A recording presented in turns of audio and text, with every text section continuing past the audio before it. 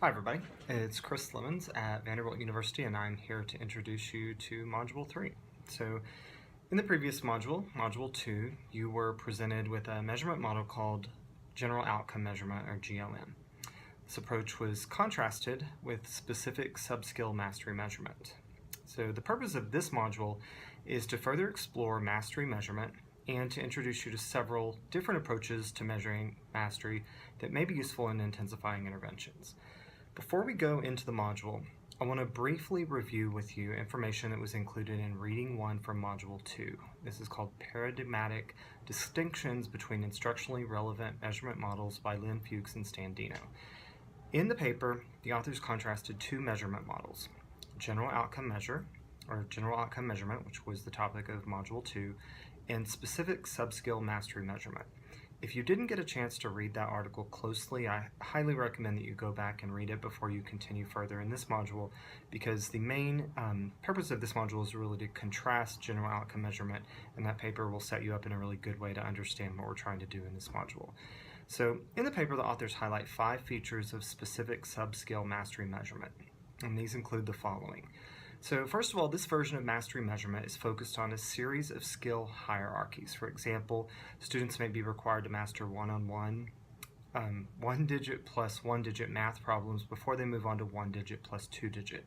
And so there is a series of academic skills that are seen as being in a hierarchy or order that students need to progress through. Second, since the form of measurement is also focused on specific sub-skills, attention to retention and generalization is often very limited. Next, mastery measurement is focused by nature on short-term instructional objectives. So you can see that as was presented in Module 2, it may be challenging to use mastery measurement to capture progress over a long period of time. For example, over the course of an academic year, if we're really focusing primarily on short-term instructional objectives. Next, the measurement by nature also shifts as each subskill is mastered. So thus data across multiple subskills cannot be easily compared across the year. So in the Fuchs and Deno paper, you might look at Figure 1 as an example of this to see what graphing would look like, where you take a skill that is very low, that goes to a high percentage of mastery, and then as soon as you move to the next subskill, the score drops back to a very low rate. And so you kind of have this series of cliffs basically in the graph, and it makes it very hard to compare across time. And then finally, the mastery measurement system presented in that article relies heavily upon teacher-made tests. And this reliance on teacher-made tests may make the system overly burdensome for teachers to use, and it likely decreases both reliability and validity of the assessment system.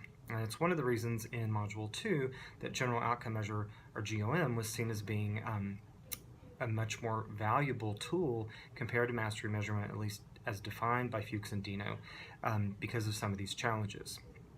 But for the purposes of this module, we're not going to devote time specifically to mastery measurement as defined by Fuchs and Deno due to these problematic features that I've just noted.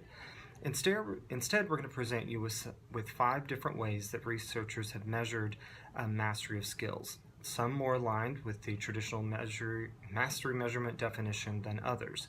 So our goal here is to expose you to additional ways of thinking about assessing mastery.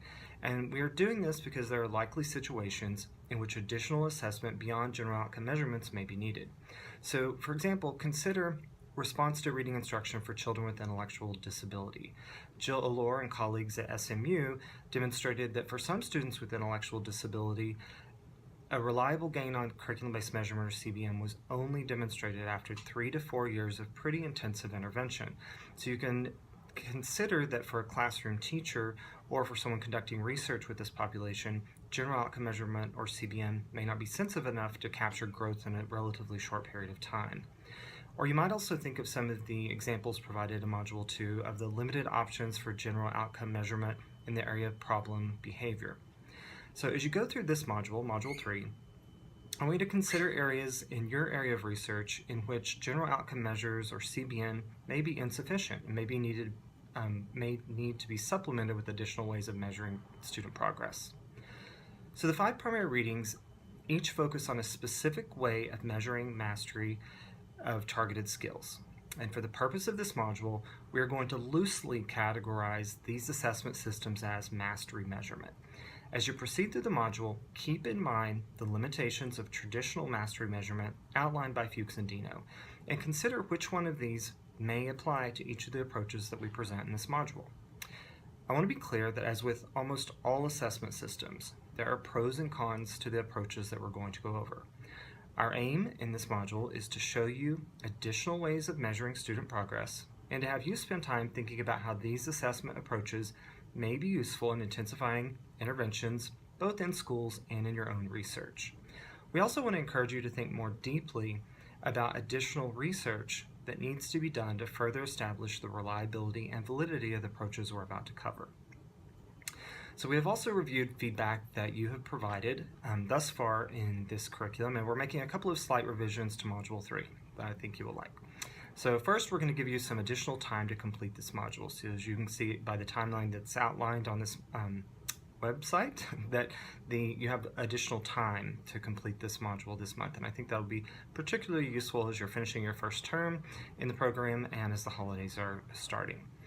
So second, we're going to structure this module around a jigsaw activity. And I think you'll really like this because it's going to allow for a little more interaction, and it's also going to lighten your workload just a little bit. So basically what we're going to do is assign each of you to a small group of scholars who will become experts on one of the 5 readings and one of the 5 approaches to mastery measurement. Then you're going to debrief with the faculty member who introduced you to the reading in the video, and then you're going to return to what we're going to call your home group. And in your home group, each expert is going to share what they learned from that reading and kind of the essential features.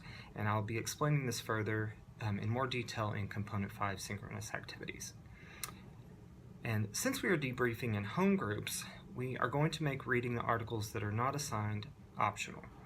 Yes, optional. You don't have to read everything. So we would like you to watch each of the introductory videos, but you do not have to read each article. Instead, you can use these as resources in the future should you want to learn more about that specific approach after you've learned more about the approach by watching the video and in your home group.